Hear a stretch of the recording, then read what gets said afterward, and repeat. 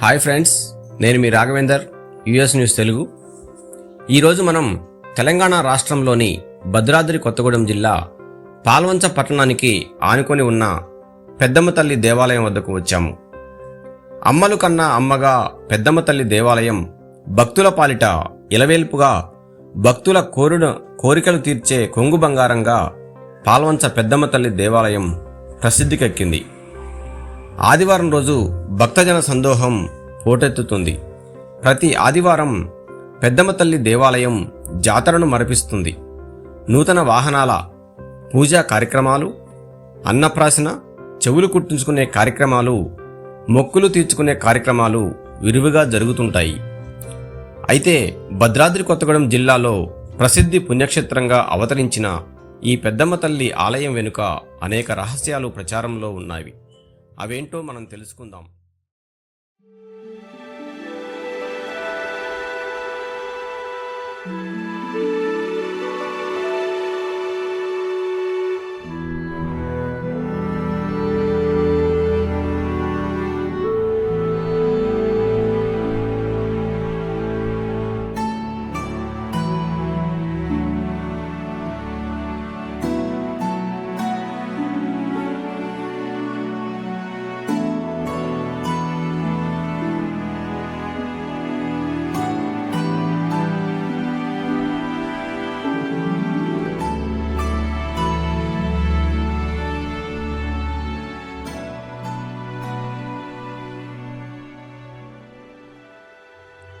వేలాది మంది భక్తులతో రద్దీగా ఉన్న ఈ పుణ్యక్షేత్రం పాల్వంచ పెద్దమ్మ తల్లి ఆలయం.